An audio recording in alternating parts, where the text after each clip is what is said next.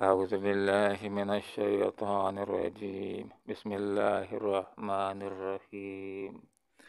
منها خلقناكم وفيها نعيدكم ومنها نخرجكم تارة أخرى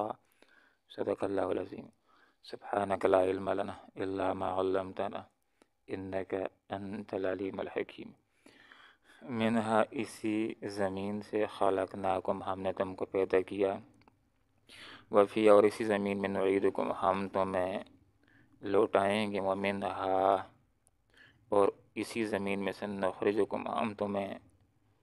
نکالیں گے تارتن اخرى دوسری بار اس زمین کی مٹی سے ہم نے تم کو پیدا کیا۔ انسانیت کا آغاز حضرت آدم علیہ السلام سے ہوا اور حضرت آدم علیہ السلام کے جسم کے پتلے کو اسی زمین کے مختلف حصوں کی مٹی سے تیار کیا گیا، پانی کے ذریعے سے اس کو گوندا گیا اور اس کے اندر اللہ رب العالمین نے اپنی طرف سے روح پھونکی۔ اسی مٹی سے ہم نے تم کو بنایا اور پھر جو آگے انسانیت کی نسل چلتی ہے تو وہ ایک نطفے کے ذریعے سے، ذرا غور کیجئے نطفہ کیسے تیار ہوتا ہے۔ زمین سے خوراکیں نکلتی ہیں، انسان کھاتا ہے اور ان خوراکوں کے ذریعے سے انسان کا خون بنتا ہے اور پھر خون ہی کے ذریعے سے مادہ تولید بنتا ہے۔ تو حقیقت کے اندر یہ مٹی یہ انسان کی بقا کا ایک ذریعہ بھی ہے۔ حدیث میں آتا ہے کہ آپ صلی اللہ علیہ وسلم کی بچی ام کلثوم رضی اللہ عنہ جب فوت ہوئیں اور آپ صلی اللہ علیہ وسلم اس کو قبر کے اندر دفن فرما رہے تھے تو آپ صلی اللہ علیہ وسلم نے یہ آیت مبارکہ پڑھی اور پھر آپ صلی اللہ علیہ وسلم نے یہ بھی پڑھا بسم اللہ وعلی ملت رسول اللہ۔ ابن ماجہ کی حدیث کی روشنی میں علماء نے اس عمل کو مستحب قرار دیا کہ جس وقت قبر کے اندر مٹی ڈالی جائے تو ایک بک آدمی مٹی کی لے لے اور قبر کے اندر ڈال دے اور یہ پڑھ لے منہا خلقناکم، پھر دوسری لپ لے لے اور قبر کے اندر ڈال دے اور پھر یہ پڑھے وفیہا نعیدکم، پھر تیسری لپ لے لے مٹی کی اور قبر کے اندر ڈال دے اور یہ پڑھ لے ومنہا نخرجکم تارۃ اخری۔ اسی مٹی سے انسان کو پیدا کیا گیا، مرنے کے بعد اسی مٹی کے اندر چلا جاتا ہے، زمین کے اندر چلا جاتا ہے، قبر کے اندر چلا جاتا ہے اور قیامت کے بعد جب حضرت اسرافیل علیہ السلام تیسری مرتبہ پھونک ماریں گے تو من الاجداث الی ربہم ینسلون، اپنی اپنی مرغاؤں سے قبروں سے لوگ نکلیں گے اور محشر کی طرف حاضر ہونا شروع ہو جائیں گے۔ وَلَقَدْ یقیناً أَرَيْنَاهُ، حضرت موسیٰ علیہ السلام کا اور فرعون کا قصہ پوری تفصیل کے ساتھ جاری ہے۔ یقیناً ہم نے اس کو دکھلائیں اپنی نشانیاں، کس کو دکھلائیں؟ فرعون کو۔ وہ نشانیاں بھی ہیں کہ جو انسان کے انفس کے اندر ہیں، جسم کے اندر ہیں، اگر اپنے آپ کے اوپر انسان غور و فکر کرتا ہے تب بھی توحید تک پہنچ سکتا ہے، اور اس کائنات کے اندر غور و فکر کرے، زمین کے اندر ایک ایک پتہ اللہ رب العالمین کی توحید کی گواہی دینے والا ہے۔ اور نشانیوں سے مراد حضرت موسیٰ علیہ السلام کے معجزات بھی ہیں، عصا بھی ہے، ید بیضا بھی ہے، یہ بھی اس کو دکھلائی گئیں، لیکن اس نے کیا کیا؟ کذبا، جھٹلایا، وابا اور انکار کر دیا، اور حضرت موسیٰ علیہ السلام کے معجزات کو جادو کہہ کر کے انکار کر دیا اور حضرت موسیٰ علیہ السلام کو بہت بڑا جادوگر کہہ کر کے ان کی نبوت کا انکار کر دیا۔ قال اجئتنا، کیا تم آیا ہمارے پاس اس لیے تاکہ نکال دے ہمیں ہماری زمین سے اپنے جادو کے زور سے؟ اے موسیٰ، جس وقت ظالم لوگ، باطل پرست لوگ دلائل کے میدان کے اندر ہار جاتے ہیں تو پھر الزام تراشیں شروع کر دیتے ہیں۔ فرعون نے حضرت موسیٰ علیہ السلام کے اوپر یہ بہت بڑا الزام لگا دیا اقتدار کا بھوکا ہونے کا، کہ اس کا مقصد یہ ہے کہ یہ ہمیں زمین سے نکالنا چاہتا ہے اور خود زمین کے اوپر قابض ہونا چاہتا ہے۔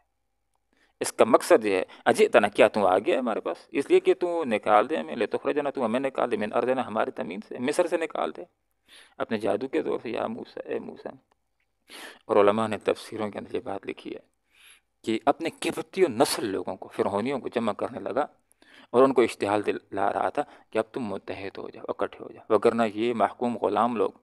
ان کو موسیٰ علیہ السلام جمع کر رہے ہیں تو یہ تمہیں تمہاری زمینوں سے نکال دیں گے اور خود یہ قابض ہو جائیں گے۔ مسئلہ تو اس کا اپنا تھا، لیکن دوسروں کا مسئلہ بنا کر کے ان کو تیار کر رہا ہے کہ اس کا ساتھ دینے والے بن جائیں۔ کیا تم آ گیا ہمارے پاس کہ نکال دیں ہمیں ہماری زمین سے اپنے جادو کے دور سے موسیٰ؟ فَلَنَأْتِيَنَّكَ، ہم آئیں گے تمہارے مقابلے میں جادو کے ساتھ، مثل اسی قسم کے فجل۔ تو اب فرعون مقابلے کے اوپر آ گیا اور موسیٰ علیہ السلام سے کہتا ہے کہ یہ تیرے پاس جادو ہے، تو بہت بڑا جادوگر ہے اور تمہیں ہم میدان کے اندر شکست فاش دیں گے، خود ہی مقرر کر دو۔ جس طرح آدمی کسی کو بعض وقت ہلکا سمجھتا ہے، خود ہی ایک وقت مقرر کر لو، مقابلے کا ایک دن مقرر کر لو، جادو کا ایک مقابلہ ہوگا اور نہ ہم مخالفت کریں گے اور نہ آپ مخالفت کریں گے، بس ایک دن طے ہو، ایک وقت طے ہو، ایک جگہ طے ہو، ہم نے بھی آنا ہے اور اے موسیٰ تم نے بھی آنا ہے، اور وہ جگہ بھی کیا، مکاناً سوا،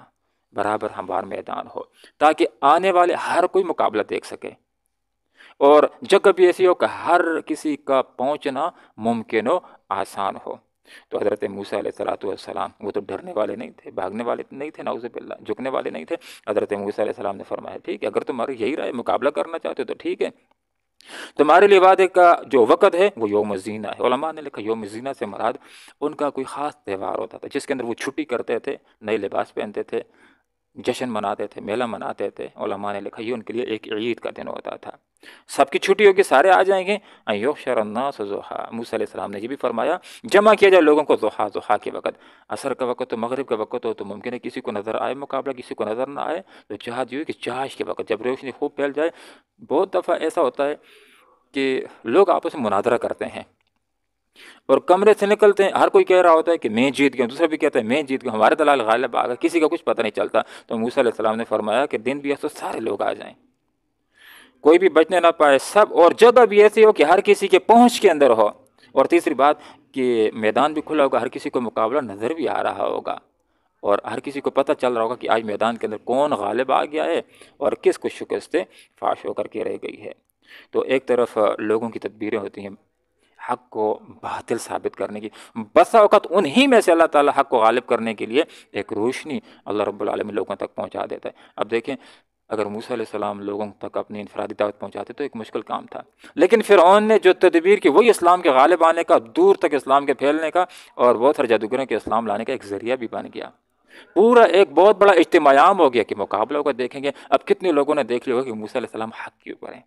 کتنے لوگوں کے اوپر یہ واضح ہو گیا ہوگا کہ موسیٰ علیہ السلام کے پاس جو ہے وہ جادو نہیں، وہ معجزہ ہے، تو موسیٰ علیہ السلام کی دعوت کہاں کہاں تک پہنچ گئی ہوگی۔ جمع کیا جائے لوگوں کو ضحیٰ فتولی فرعون، مڑ گیا فرعون، فجمع کیدہ، اس نے جمع کیا اپنی تدابیر کو، اب چلا گیا اجلاس طلب کیا، مقابلہ کرنا، کیسے مقابلہ کرنا ہے، سازشوں کو تیار کرنے لگا۔ اور جس وقت میٹنگیں ہو گئیں، فلاں بہترین جادوگر ہے، فلاں نامی گرامی جادو، سب کی فہرست تیار کر لی گئی، ہر ایک کے پاس سرکاریں بھیجے گئے کہ فلاں دینے آنا ہے، وہ آ گئے اور آپس میں بات چیت بھی ہوئی۔ ہاں جس وقت تم جیت جاؤ گے تو وزیر بناؤں گا، مشیر بناؤں گا، اپنے مقرب بناؤں گا۔ ثم آتا، پھر مقابلے کی ساری تدابیر کرنے کے بعد، انتظامات کرنے کے بعد موسیٰ علیہ السلام کے ساتھ مقابلے کے لیے آتا، وہ میدان کے اندر موجود ہوا۔ تو مقابلہ ہوا، کون جیتا کون ہارا آئندہ پوری تفصیل وضاحت آ رہی ہے۔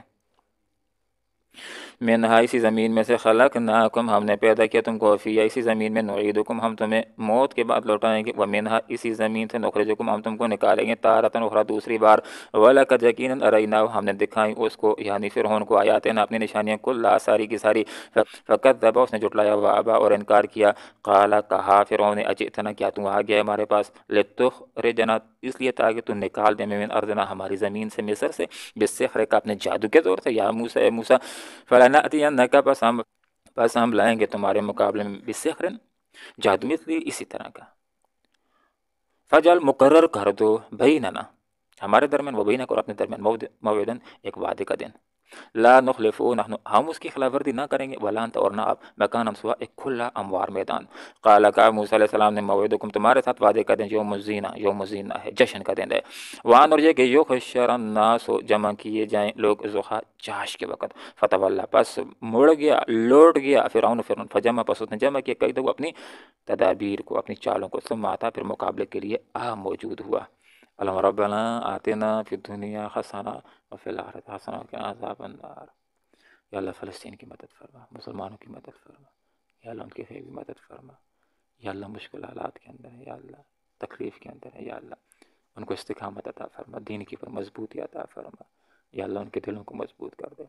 یا اللہ کافروں کو ہدایت دے، کافروں کو ایمان کی دولت سے مالا مال فرما،